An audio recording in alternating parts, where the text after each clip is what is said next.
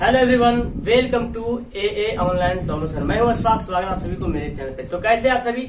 हमने आपको पिछली वीडियो में आपको मैं संधि बताया था और संधि का पहला पार्ट था स्वर्ण संधि।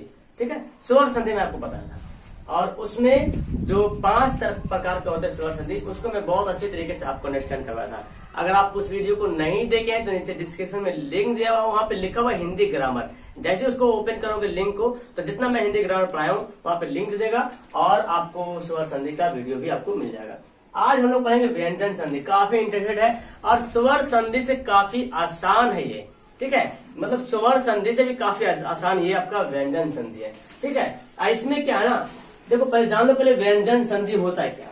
ठीक है, तो पूरी वीडियो को देखना तो आपको समझ में आ पाएगा। ठीक है, व्यंजन के साथ स्वर या व्यंजन, व्यंजन जानते का खा गा, यानी कि जो स्वर वर्ण होता है आ ई उ, इसको छोड़ के जो सब बच रहा का खा गा घा टा ठा डा ढा टा ठा दा ता था दा जो भी है उसको बोलते व्यंजन। तो बोलता है कि व्यंजन के साथ, किसके साथ? स्वर के साथ नहीं, व्यंजन के साथ। लेकिन हम लोग जो स्वर संधि पढ़े थे उस स्वर के साथ मिल रहा था, स्वर के साथ आ मिल रहा था, स्वर के साथ ई मिल रहा था, स्वर के साथ ऊ मिल रहा था। लेकिन यहाँ पे व्यंजन संधि में व्यंजन के साथ मिलेगा। ये नियम भी पहचाने के आप याद रखना कि व्यंजन के साथ कोई मेल करेगा। देखो ये व्यंजन लिख दिए मैं, इसी के साथ कोई मिलेगा।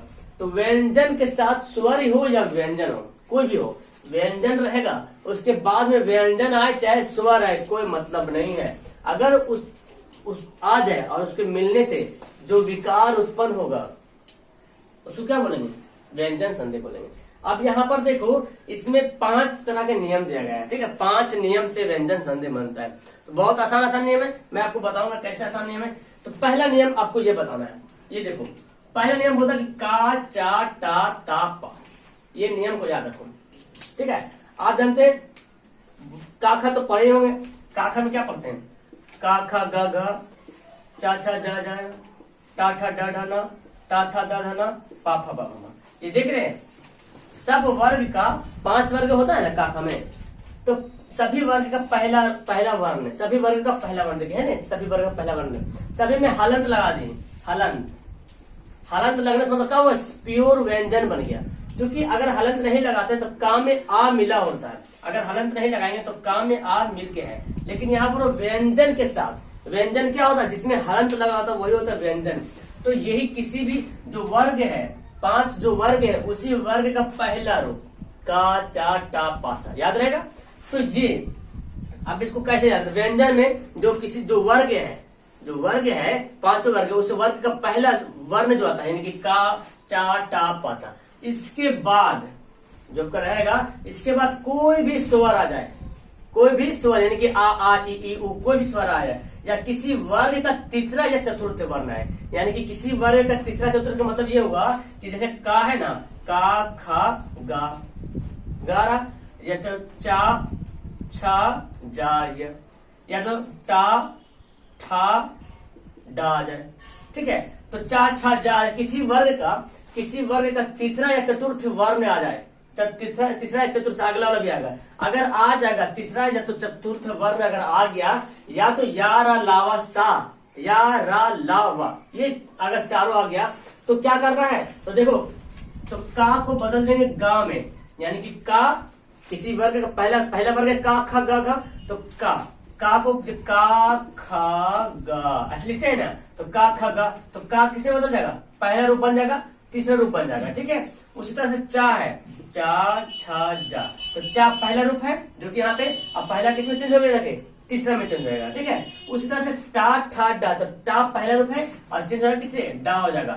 ता जो है पहले रूप है, ता था दा, तो ता किसे बन जाएगा? डा में बन जाएगा। पा पहला रूप है, पा फा बा कौन सा रूप है? तीसरा रूप है। तो याद रखना, यानी कि का खा गा का चा टा ता पा, ये अगर आ जाएगा तो इसका जो है यानी कि तीसरा रूप लिखेंगे। यानी कि किसी भी वर्ग ने, ये तो जान लो शुरू में तो यही रहेगा, पहला नियम है कि किसी भी कोई भी वर्ग उसका पहला वर्ण रहेगा, इस वर्ण के बाद कोई भी व्यंजन स्वर आ जाए, कोई भी स्वर आ जाए, या तो फिर किसी वर्ग का तीसरा या चौथा है, किसी वर्ग यानी कि का खा वाला हो, चाचा वाला हो, टाठा डाड़ा वाला हो, तो उसका तीसरा वर्ण है या चौथा वर्ण है। तो अगर ऐसा होता है या तो यार अलावा। अगर ऐसा हो जाता है तो का को बदल देंगे गा में, है ना, का पहला है और बना देंगे तीसरा। चा पहला है बन जाएगा जा, चा छा जा तीसरा नंबर पे आता है। टा पहले नंबर पे तो टा ठा डा तीसरा नंबर पे आ जाएगा। ता पहले नंबर पे, ता था दा आ गया तीसरा नंबर पे। पा पहले नंबर पे तो पा फा बा। अब देखो ये तो समझ गए, यानी कि इसको बदल देना है इस रूप में। कब? जब इसके बाद स्वर वर्ण हो जाए या तीसरा चौथा आ जाए। अब देखो एग्जाम्पल यहाँ पे समझो, दिक अंबर का आ गया, है ना, का आ गया। इसके बाद ये आ है, ये क्या है? स्वर वर्ण है ना, तो स्वर वर्ण है तो का आ गया। तो जब का के बाद कोई भी स्वर वर्ण आ जाए तो का को क्या बदलते हैं? तीसरा रूप। का तीसरा रूप क्या होता है? गा होता है। तो का और आ मिल के क्या बन गया? गा बन गया। क्या हो गया? दिगंबर, है ना। तो दिगंबर इसी से बन गए। और जब ऐसे दिया रहे, अब इसको बोलेगा बनाने के तोड़ने के लिए, तो जान रहे जो गा बना है, गा जा डा दा, देख रहे हैं, गा जा डा दा बा, इसको याद रखना जरूरी है। इतना तो याद रखें, पहला वर्ग का जो पहला रूप रहेगा वो तीसरा रूप में बदल जाएगा, तब्दील हो जाएगा। ठीक है, उस तरह से देखो आ चा और अंता, ठीक, आज अजोड़ अंता, तो चा है और चा किसे बदल गया? जा में बदल गया, क्योंकि चा का तीसरा रूप जा होता है। तो क्या हो गया? अजंता। बाकी आगे पीछे हो जाएगा, ये दोनों मिलकर जा बन गया। तो टा है टा और आ, टा के बाद कोई स्वर वर्ण आ गया तो टा के बाद टा का तीसरा रूप क्या होता है? डा होता है। टा का तीसरा रूप क्या होता है? डा होता है। तो सडा सडानन, क्या हो गया? सडानन हो गया। उस तरह देखो सत गति, तो ता आ गया और ता के बाद गा आ गया। तो उसे कोई मतलब है, गा क्या है? किसी भी वर्ग का तीसरा, या ये नहीं बोला किसी भी वर्ग का तीसरा हो या चौथा हो, यानी कि का खा गा, गा तो तीसरा रूप ही है। तो सत गति, तो ता किसे बदल जाएगा? देखो ता बदल जाएगा, ता पहला है, ता था दा, देखो दा बदल गया, सद गति हो जाएगा। ठीक है, उसी तरह से जगत जो आनंद, तो आ गया, उसे कोई मतलब नहीं, ता को बदल देंगे गा में, ता बदल जाएगा दा में, है ना, क्या होगा? जगदानंद। ठीक है, अप जोड़ जा, अप जोड़ जा, तो अब यहाँ पे देखो अप और जा, तो पा है, पा के बाद क्या आ गया? कोई भी वर्ण आ गया। ये क्या है? चा छा जा, तीसरा वर्ण है, चा छा जा आ गया। तो पा और जा, तो पा को क्या बदल देंगे? पा पहला रूप है और बन जाएगा बा, और ये बन गया अप। आया समझ में? तो यहाँ पे आपको क्या देखने को मिल रहा? देखिए यहाँ पे का और आ, का और आ, का को क्या बनाएंगे कि जो हलंत वाला का है ये बनता है गा, हलंत, और आ ये आ, अगर इसको मिला देंगे तो किसी पे गा बनेगा, वही तो गा यहाँ पे लिखा हुआ है ना। फिर देखो चा हलंत और आ, चा हलंत आ मिलकर क्या बन गया? जा बन गया। ठीक है, टा हलंत और आ करा, टा हलंत और आ करा, तो टा क्या बनता है? टा बनता है डा, डा हलंत, लेकिन आ जब मिल जाएगा तो डा बन जाएगा पूरा, लेकिन आकार है यहाँ पे तो डाकार डा भी देंगे। ठीक है, यहाँ पे देखो ता है और गति है। अब यहाँ पे बोलेंगे सर यहाँ पे दा हलंत आधा क्यों नहीं? ये हलंत मतलब आधा दा लिखा हुआ है, तो गा तो पूरा वर्ड लिखा हुआ है, गा तो पूरा वर्ड लिखा हुआ है, आकार रहेगा तब ने दाकर दा करेंगे, लेकिन ता है और ता किसे बदलता है? ता बदलता है दा में, तो ता हलंत है तो दा हलंत भी यहाँ पे हो जाएगा। लेकिन आगे आकार वगैरह तो है ही नहीं जो दा कर दा, या तो पूरा दा लिख दे, क्योंकि हलन तो रहेगा ही रहेगा। यहाँ पे देखो आ है तो मिल गया, तो चा पूरा पूरी बन गया, पूर्ण हो गया, लेकिन यहाँ पे तो है ही नहीं, इसलिए हम आधा दा लिखे। यहाँ पे तो ता मिल गया। देखो आप पा अजा में देखो, पा अजा, तो पा हलंत क्या बन गया? पा बन गया बा, पा हलंत है तो बा हलंत भी बन जाएगा, पा हलंत है तो बा हलंत भी बन जाएगा। यहाँ पे सब में हलंत दिया हुआ। ठीक है, लेकिन यहाँ पे कोई आकार वगैरह नहीं है जो हम बा को पूरा लिख दे, तो हमको आधा लिखना पड़ेगा। आया समझ में? तो ये इंपॉर्टेंट है। और अभी ये पहला नियम है, अब इसके बाद अब दूसरा तीसरा चौथा प्रश्न बताएंगे और लास्ट में आपको होमवर्क देंगे। ठीक है, तो यहाँ से जाना नहीं। इससे पहले जो मैं वीडियो बताया था स्वर वर्ण, उसमें मैं होमवर्क भी दिया था। बहुत सारे स्टूडेंट मेरे पास टेलीग्राम पे मैसेज भी किए थे। आइए देखते हैं दूसरा नियम। अब देखिए दूसरा नियम, दूसरा नियम काफी इंटरेस्टेड है और इजी है।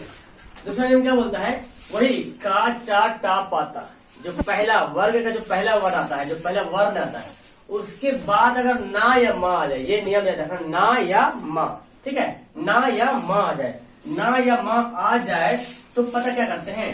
ना या अगर माँ आ गया तो ये ना या माँ आ जाए तो पांचवा रूप लिखते हैं। इसका जो है पांचवा रूप। अब इससे पहले जो पहला नियम में क्या था, इसका हम लोग तीसरा रूप लिख रहे थे।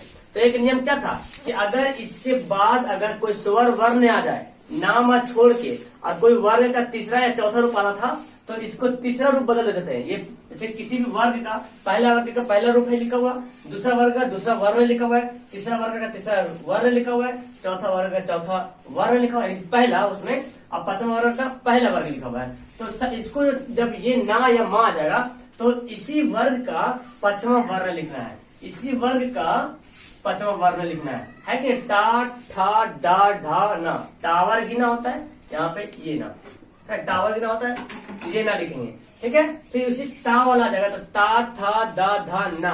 कब? जब ना और मा आएगा तो इसमें चेंज करने से बदलना है। अब देखो यहाँ पे एग्जाम्पल देखो, बहुत इजी है, तो टेंशन मत लेना। पहला में क्या किए थे, तीसरा रूप लिख दिए थे, और दूसरा किसमें क्या है कि पांचवा रूप लिखना है। पांचवा रूप कब लिखना है? जब ना और मा रहे तब, ठीक है। ना और मा रहे तो क्या लिखना है? पांचवा रूप लिखना है। अब देखो वाक पलक मैं, वाक जोड़ मैं, तो वाक का आ गया, ये वाला आ गया, पहला वर्ग आ गया, पहला वर्ग का पहला वर्ण आ गया, तो वाक और मैं, तो लास्ट में माँ भी आ रहा, माँ ना तो आना ही है। तो जैसी माँ ना आया तो का आ गया ना, का, तो का को किसे बदल देंगे? का को बदल देंगे डा में। का खा गा डा, जानते हैं डा या रा भी बोलते, का खा गा घा रा बोलते हैं, रा। तो रा देखो, तो यहाँ पे हलंत है, का हलंत। अब का हलंत मिल गया बोले, तब में हलंत लगेगा, तब में हलंत लगेगा, हलंत में लगाना बोल गया, तब में हलंत लगेगा, ठीक है। डा हलंत में बदल जाएगा। तो देखो का जो है बदल गया डा हलंत में। अगर यहाँ पे आ रहा था, जैसे देखो वाक और आमय लिखा था, आमय, तो का तो बनता है डा में हलंत में, और ये आ मिल जाता है तो क्या बनता? वार्ड। फिर का पूरा पूरा पूरा बनता वार्ड में, ऐसे बनता, रा में वार में, ऐसे बन जाता ऐसे में। तो यहाँ पे तो आ नहीं है, आ नहीं तो फिर वही हालत वाला यहाँ पे आ जाएगा वार में। फिर देखो सट मास, तो टा आ गया, और टा का किसका रूप लिखेंगे? टा। तो टा का जो लिखेंगे पांचवा रूप, टा का पांचवा रूप क्या है? टावर गिनना, टावर गिनना। अब यहाँ पे समझो टा जो है, ये जो टा जो देख रहे हैं ये क्या है? हलंत है। ये क्या है? हलंत है, मतलब आधा है, तो ना भी लिखेंगे यहाँ पर आधा में, है ना, और मास। अब माए, तो पा है, तो पा आ गया, और पा का पांचवा रूप का पा फा बा भा मा, माँ होता है, माँ हलंत। तो देखो यहाँ पे तो माँ पहले से था, और ये माँ हलंत, मतलब पा जो है, पा जब हलंत है तो माँ भी हलंत, यानी कि पा आधा है तो माँ भी आधा हो जाएगा। तो आधा माँ यहाँ पे देखो सेट की, ये माँ अब माई, ठीक है। कच चन, तो जा क्या बदल गया? चा जो है वो क्या बदल देगा? चा जो है क्या बदलेगा? ना बदलेगा, चा छा जा झा ना। तो ये चा के बदले यहाँ पे बिंदु जो दिए ना, ये बोलता है कंचन। क्या बन गया? कंचन बन गया। फिर यहाँ देखो जगत प्लस नाथ, जगत प्लस नाथ, ता है तो ता किसे बदल जाएगा? ता बदल जाएगा ना में, ता बदल जाएगा ना में, जो कि आधा ना में। तो यहाँ पे आधा ना लिखेंगे, क्योंकि यहाँ पे आ नहीं है। अगर आ रहता तो पूरा ना लिखते हैं, तो आ तो नहीं है तो हम देखो ना लिखते जगन्नाथ। ऐसे में तो कितना है? जैसे सेकंड नेम तो और पहला से इजी है। पहला में तो बस कुछ नहीं करना है, जैसे ही आपको इसके बाद जैसे स्वर वर्ण कुछ दिखता है, कोई भी स्वर वर्ण, ज्यादा करके स्वर वर्ण ही दिखता है, ठीक है। तो का चा टा पा ता, इसके पहले बाद अगर स्वर वर्ण मिले तो इसका तीसरा रूप लिख देना, यानी कि इसका तीसरा वर्ग, इसका तीसरा वर्ण, इसका तीसरा वर्ण, इसका तीसरा वर्ण। और अगर नाम दिखे तो इसका पचवा सबका पचवा लिख के बना देगा, ठीक है। ऐसा में चलो तीसरा नियम पढ़ते हैं क्या बोलता है वो। अब देखिए तीसरा नियम, तो तीसरा नियम भी काफी इंटरेस्टेड है। तीसरा नियम क्या बोलता है कि यदि कोई भी स्वर वर्ण हो, कोई भी स्वर हो और उसके बाद छा आ जाए, तो यहाँ पे कुछ कुछ वर्ड देखे, छा, माँ, ना, माँ देख रहे हैं, या तो स्वर वर्ण देख रहे हैं। तो पहला नियम में तो स्वर वर्ण था, दूसरा नियम में ना, माँ था, और तीसरा में छा है। तो कुछ कुछ वर्ड तो याद करना ही पड़ेगा बनाने के लिए, है ना। तो अगर कोई भी स्वर हो उसके बाद अगर छा है, जैसे ही देखना छा आ गया तो छा को चा छा में मिला देंगे, चा आधा चा और छा में मिला करके बना देंगे। जैसे देखो स्व छंद, सौ छंद लिखा हुआ है, तो वाह है, वाह का मतलब इसके बाद कौन सा है? वाह जो है ये पूरा वाह लिखा हुआ, पूरा वाह, इसका मतलब वाह हलंत और आ है। तो स्वर हुआ कि नहीं हुआ ना? तो इसमें आ है, तो आ के बाद देखो जैसे छा, देखो छा छा छा, सब में छा सा लगा हुआ है। तो जैसे ये जो है ना छा, इसको चा छा बदल दें, देखो बदल के स्वच्छंद हो गया। परिच्छेद, तो परी में, परी जो लिखा हुआ ऐसे, री ऐसे लिखा परी, इसका मतलब रा हलंत है और ये हर्षिकार है, ये जो है इधर से हो रहा है वो क्या हुआ? हर्षिकार हो रहा है, ठीक है। तो हर्षिकार यानी कि स्वर हो गया, उसका छा आ गया, तो कुछ चेंज नहीं करना है, बस इसमें चा छा जोड़ देना, परिच्छेद। ठीक है, मातृछाया, तो मात्र तरा आ गया, हाँ छा तरा पढ़ते कि नहीं, स्वर में तरा भी आता है, तो मात्र छाया। देखो यहाँ पे सॉरी तरा नहीं, यहाँ पे तो आ छुपा हुआ है, आ छुपा गई मात्र में, जो मात्र लिखे हैं यहाँ पे मातृ, तो यहाँ पे तो आ छुपा हुआ, क्योंकि ता पूरा पूरी है, पूरा पूरी ता यहाँ पे, तो वही ता और जो आज छुपा वही आ छा मिलकर क्या बन गया, चाछा बन गया, मात्र छाया। ठीक है, आच्छादन, तो ये तो सुवर वर्ण ऑलरेडी दिख भी रहा है ना। अच्छा, तो ये जो आ है, ये आ है, तो इसके बाद तो छा ही है, तो बस कुछ नहीं करना, कुछ चेंज नहीं करना। देखो ऐसे तो नहीं किए हार्जिकार को दीर्घिकार बना दिया, नहीं किए, तो यहाँ पे आकार को आकार ही रह देंगे, सिर्फ चा जो है छा में बदल जाएगा, चा छा में, तो आच्छादन तो आच्छादन। ठीक है, आच्छादन आपको वर्ड देता है कभी कभी शुद्ध वर्ग लिखने के लिए, तो कभी कभी ऐसे दे देगा आच्छादन, आच्छादन। अब आप देखोगे क्या ये शुद्ध है, नहीं शुद्ध है, क्योंकि शुद्ध आपका ये देखिए यहाँ पे ये होता है। तो ये तीसरा नियम हो गया। अब पढ़ते हैं चौथा नियम। 3 नियम पढ़ लिए, बहुत आसान से था। अब चौथा नियम है। चौथा नियम भी क्या बोलता है, यानी कि नियम आपको रूल थोड़ा सा याद करना पड़ेगा, और ये याद कैसे होगा, आपको जब एग्जाम्पल देखेंगे, एग्जाम्पल बनाएंगे तो आपको आराम से याद हो जाएगा। ठीक है, क्या बोलता है, यदि माँ यानी कि माँ हलन के बाद, माँ हलन के बाद अगर स्पर्श व्यंजन आ जाए, स्पर्श व्यंजन मतलब हुआ का खा गा गा टा ठा डा डा टा ठा डा ता था दा दा पा फा वा, ये सब स्पर्श व्यंजन है। अगर इसके बाद कोई स्पर्श व्यंजन आ जाए तो माँ का अनुस्वार बन जाता है, या तो माँ हलन यानी कि आधा माँ, या तो अनुस्वार बन जाता है। अब देखो एग्जाम्पल, पम जोड़ डिट, पम जोड़ डिट, तो माँ को क्या मान दिया, अनुस्वार बन दिए, पंडित। ऐसे लिखते हैं क्या, पंडित, पंडित ऐसे कभी लिखते हैं, ऐसे नहीं लिखते हैं, नहीं लिखते, जब भी लिखते तो ऊपर लिखते बिंदु, है ना, ये अनुस्वार ही डालते हैं। ठीक है, सम जोड़ तप्त, तब माँ क्या बन जाएगा, ऊपर अनुस्वार बन जाएगा, संतप्त। संपूर्ण, तो माँ है, इसके बाद कोई भी स्पर्श व्यंजन आ जाए कोई दिक्कत नहीं, स्पर्श व्यंजन यहाँ चाहिए, तो माँ जो है क्या बन जाएगा, अनुस्वार बन जाएगा। दो तरह से बोलते, या तो माँ अनुस्वार बन जाए, या तो माँ आधा माँ बन जाए, हलंत वाला। तो संपूर्ण ऐसे भी लिखते, संपूर्ण ऐसे भी लिखते, यानी कि आधा ऊपर अनुस्वार डालो या तो ऐसे डालो, लेकिन इसमें नहीं डालना है, संतप्त इसमें नहीं डालना है, ये दो तरह से लिखते हैं, ऐसे भी होता है। ठीक है, सम जोड़ बंध, क्या हो जाएगा, संबंध, तो संबंध ऐसे भी डालते हैं और संबंध ऐसे लिखते हैं। ये जो माँ है ये अनुस्वार एक बार बन गया, एक बार हम इस तरह बना दिखाए, यानी कि संबंध को दो तरह से ऐसे भी लिखा जाता है, इसको ऐसे भी लिखा जाता है। तो ये आपका चौथा नियम था। तो नियम तो पढ़ना बहुत जरूरी है, बहुत इजी से है, और आप पढ़ रहे हैं, समझ में आ रहा, कॉपी में जरूर सब नोट कीजिएगा, मैं आपको होमवर्क दूंगा बस लास्ट नियम के बाद। अब देखिए 5वां नियम है, जो कि ये भी आसानी है, थोड़ा सा टफ तो ही है। संधि विच्छेद करना या संधि पढ़ना, संधि पहचानना इतना आसान भी नहीं है जितना आसान आप समझने पड़ेंगे। ठीक है, तो आपको प्रैक्टिस काफी करने की जरूरत है। ठीक है, संधि पढ़ रहे हैं तो संधि के मतलब ये होता है पूरा जो वर्ण है, जो वाक्य है, सब वाक्य कहीं ना कहीं संधि विच्छेद होकर के बना हुआ है। ठीक है, तो इतना इजी चैप्टर भी नहीं है, ये चैप्टर हर किसी को पहले नहीं पढ़ता। ठीक है, तो इतना हल्के में भी नहीं लेना, आपको थोड़ा सा इसको रिवीजन करना है और पढ़ना है बार-बार, टेंशन लेकर नहीं पढ़ना है। ठीक है, तो बोलता है कि अगर ता या दा यानी कि ता हलंत या दा हलंत के बाद अगर ला आ जाएगा, ला पूरा ला, तो आधा ला बन जाता है, यानी कि ला हलन बन जाता है।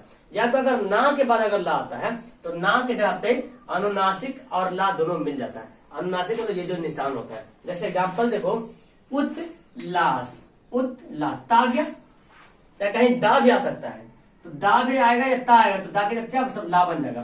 तो देखिए इसके ये आधा ला है ना, ये ला हलन का मतलब क्या हुआ, आधा ला है, आधा ला है, क्या बन गया, उल्लास बन गया। महान लाभ, तो ना आ गया, और जैसे ना के बाद अगर ला है तो ना ला तो रहेगा ही, ये जो आपका ये ला आधा ला तो आएगा, लेकिन अनुनासिक के साथ, ये अनुनासिक जो ऊपर दिया ना, ये महान लाभ, क्या होगा, महान लाभ, महान लाभ, इस तरह से। तो इस तरह से आपका 5 केस यानी कि जो नियम है आपको पूरा हो गया।